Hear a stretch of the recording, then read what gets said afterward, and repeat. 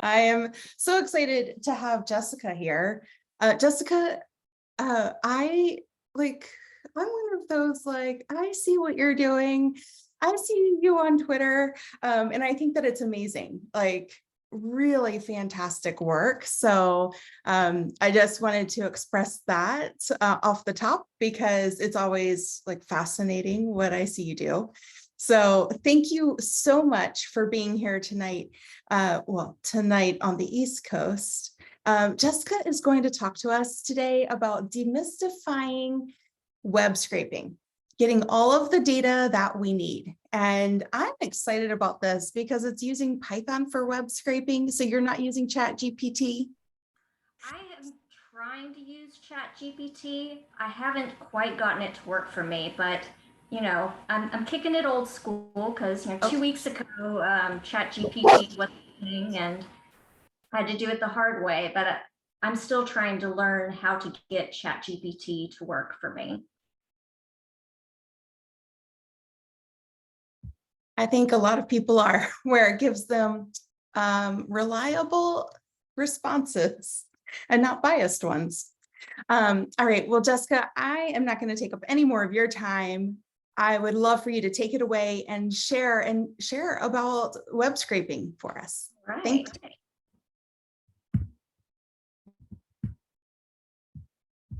Okay, can y'all see my screen? Sure can.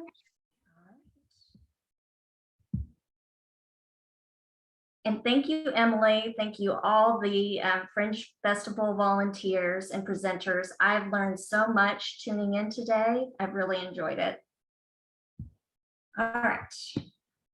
Welcome to my talk where we demystify web scraping, because if I can do it, you can too.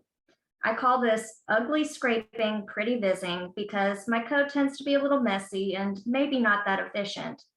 But it gets the job done, and I'm not copying and pasting cells or downloading multiple CSV files just to import into another program to Union. Getting Python to work for you takes a lot of the manual effort out of data collection from the web. In this presentation, I have just a few slides, then I'll demo some of the code and layers used in my Auburn football history viz. This first slide shows vizzes I've made this year that used Python for data extraction and map layers for the viz itself. You'll notice a call out to the collab I did with Dennis, as well as a link to the survey to be part of V2. With the IronViz qualifiers and holidays, we haven't had as much time to meet, so there's still time through early January to submit your picture and survey. Anywho, you can click any of the pictures on this presentation, which is now live on my Tableau Public, to visit the pictured viz. All of the vizzes are downloadable, and I find that if I wonder how somebody did something, it always helps to download their work and reverse engineer. I'll share some of my layers tricks today, but it unfortunately won't be comprehensive. Next slide. Where there's a will, there's a way, and a Udemy course. I took 65% of the course in the upper right, the link is active on it, and felt dangerous enough to start coding. I do plan to go back and finish because there are lessons that I have not yet taken that I've had to Google a way to implement in some of my programs. My strategy: use Beautiful Soup whenever possible. If there's JavaScript in the site, I might have to turn to another package like Selenium. I'm a list maker, and I prefer to make equal length lists and line them up like columns in a data frame. I'll do a find all of a tag to create an initial list that also maintains the HTML information of that element, then loop that list to get the text and append to a final list. The second code excerpt shows how I find all elements with a tag, and in this case, more attributes to distinguish what I'm searching for, and then loop those lists to get the final wins and final losses lists. The resulting data frame will get sent to an Excel file, CSV file, or Google Sheets. In today's example, there are two different data frames. one that gets the college football season stats and another at the game level. If that's the case, the list from each page will not be the same length, and it wouldn't make sense or work to put in a single data frame. I'll make 2 data frames and merge, which is like a SQL join. In the bottom example, you can see where I created the final frame, step 1, which is the season level stats. I created the game frame in step 2. Then in step 3, I used the final frame as the left side of the merge, and I declare that the year field will be used in both frames to join the data sets. How? On the left. That means I will keep all the season records and join in the game records that match on year. And it also means that each season row will get repeated for every game. And in the data viz, I do have a lot of mins because of that. Keep in mind these caveats. First, all lists need to be the same length. And if you're, say, looping links of NFL quarterbacks, you might find that some have a rushing yard stat and others don't even have a column for that stat. If you try to find a tag for an element that doesn't exist, your program will error out.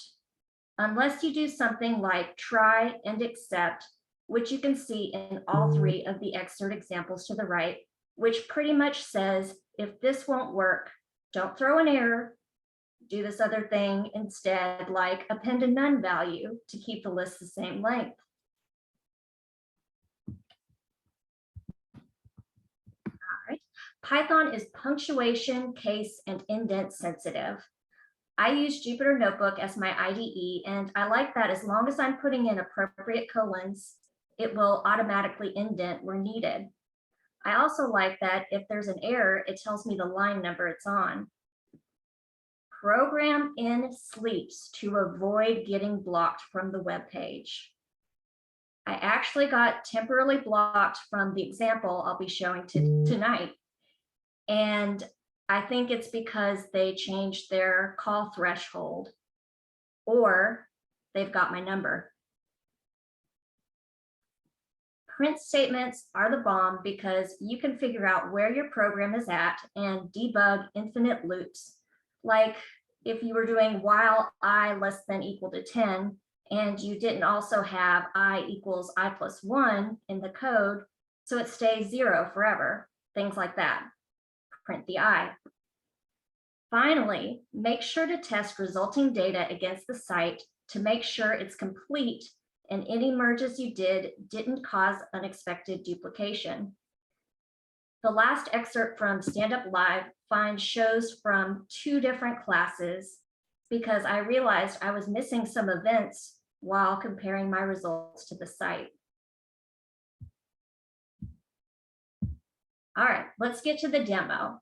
First, I'm showing you screenshots of the sites themselves because there's an ad on these sites that will play randomly and it scares me. I don't want to cuss in this presentation.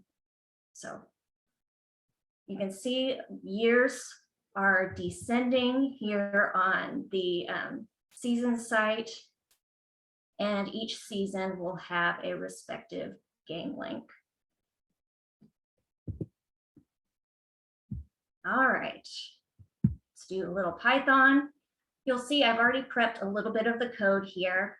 I typically copy and paste the package imports from a previous program. I can't tell you the last time I typed all that out. I've named some empty lists here, and then I've got the URL, the response, and the soup, which is the traditional song and dance for using Beautiful Soup. So real quick, let's print the soup. All right, let's see what we're working with. There is a lot of stuff I don't really want to be wading through. And we know that 2022 will be at the beginning of the information I want, and Cadillac was Auburn's latest coach. All right, I think I'm going to narrow everything to T-body Let's see what that looks like.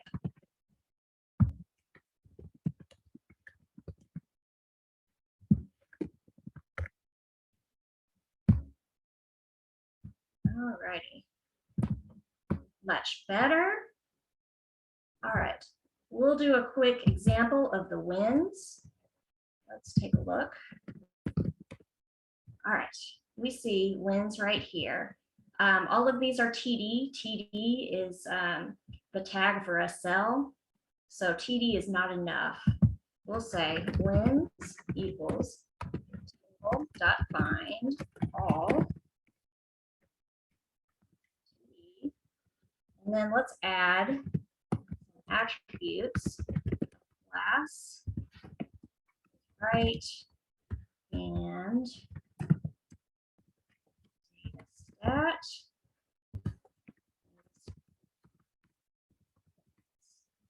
Take a quick look at that. All right, and you see that the HTML information is still maintained in this list. What we really want are these numbers down here. So we will loop through the list for when in wins, final wins, dot get text. And then take a look at that.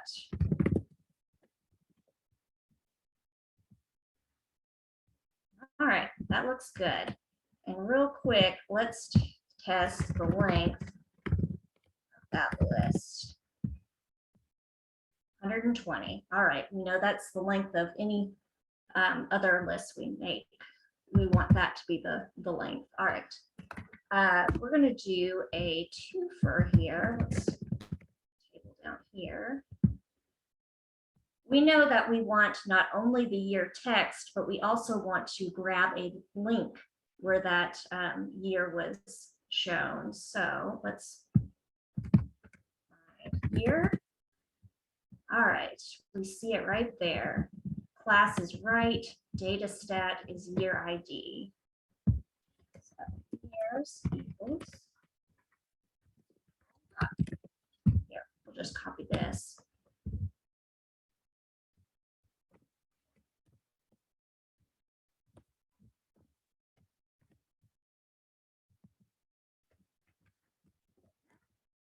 Let's see what years looks like. All right. We not only want this text, but we also want the link. So let's do for year in years. Final years dot append. And we want year dot get text. And we want links dot append, and we're going to go year dot find. We're finding the A tag, and we want each ref attribute. So let's take a look at final links. All right. But that's not enough to travel to those web pages. You'll see that we're missing the prefix. And if you noticed from the last slide, we also want it to be -schedule.html. I am going to real quick, I've got it down here, grab the link prefix. And in our code, do that plus.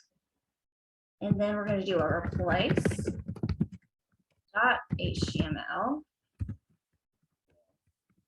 schedule. Now we'll take a look at final links. Looking pretty good. Let's grab one and test it real quick. Refresh. There we go. But let's close it before that plays. All right. So Now you kind of get an idea of my strategy of looping through lists and creating final lists. We'll take a look at the overall code where I've first, of course, I import the packages. I've got the first table's final lists, the second table's final lists. This first bit of code is getting all the lists for the season data that I want. Then I loop through the links to get the game level links. So the game level data rather. And this way, I then make the two different data frames and merge them like I showed in these slides. I send it to a CSV file, which I then bring into Tableau. All right, and speaking of Tableau, that's where we're headed next. Okay, so this is the workbook that I created from this data. All of this is in the sheet here. I used map layers, several map layers, and I'm going to show you some of my tricks for using map layers. The first thing I do when I create something in map layers is I create an origin field and I do a make point 0, 0. I double click that. Then I bring it in as a second layer. I switch rows and columns, and now everything will work XY. These origin layers, I may or may not use them if I need something in the center of my visualization. But at least it gets me going where I'm XY. You'll notice there's a background image. I've got that loaded here based on the latitude and longitude coordinates. I don't have any criteria for it, so as long as latitude and longitude are present, so is my background image. I created that in Figma to make it have like a card type feel. All right, so what I spread all the stats across was each season or year. So I'm going to put year on the level of detail of both my layers. Now I'm going to create rows and columns. You can look up how to trellis your visualization, small multiples. I know some people use modulos. This was just what made sense in my brain. I have a parameter for columns, and I can change that if I want to have more columns. All right, I'm going to bring rows down to detail. I'm going to compute using year, make it discrete, put it up here. Next, I have columns. You can see the calculation I did for that. Bring it down. Compute using year. Make it discrete. Pull it up here. Let's add a little bit more. We'll do the football halves. So I just kind of determined where I wanted to place each half of the football. Let's here find the football shapes. Do the same for the right.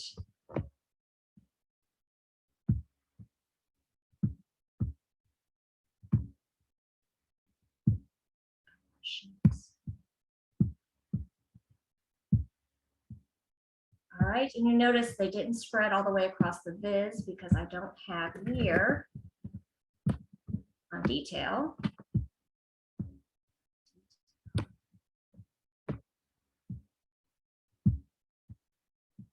All right. And a concern with having two separate layers would be trying to get the sizes just right.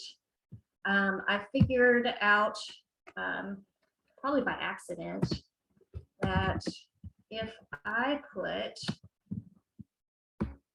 the same thing on the size shelf of both halves, they'll be the same size. And then I'm only playing with one size control. Let's do points. Color. We have kind of a offense, defense color scheme going on in this.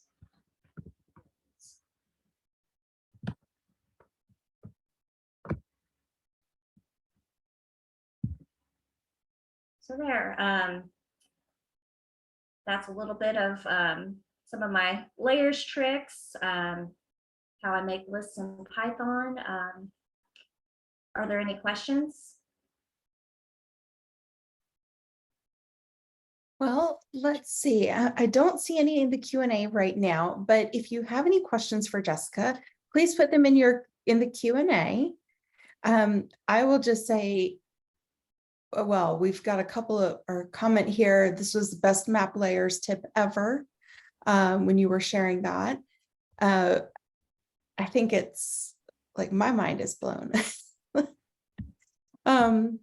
Oh, Michelle said, I love what you can do with map layers. Thank you. Thank you. I wanted to try and keep it at 20 minutes. I also thought about like doing radial, which gets a little bit more complicated, but this is downloadable. Most of my work is. Excellent. Yeah, thank you so much. I'm not seeing any questions, but I know that people can always connect with you if they have any questions after watching this either or watching this again once the replay becomes available. Yeah, and Brittany mentioned it was so cool to watch the process in real time. Oh, thank you. So, thank you. My Twitter handle is visualisations. People can message me if they have any questions. Yes. Thank you so much for having me. This was my first real go at public speaking, so I hope my nerves didn't show too much, but you did amazing. Out of my comfort zone. Yeah. And I don't know, personally, I feel like sometimes technical talks can be really challenging because you've got to make sure like you do everything right, because if not, then it can like really mess up the flow. But you did an amazing job. Congratulations for that. Thank you so much. Well, thank you again for applying and for talking and sharing this, sharing the process for scraping data and then building this out. It was really fantastic. I can't wait for people to see it on the replay. Thank you again. Thank you.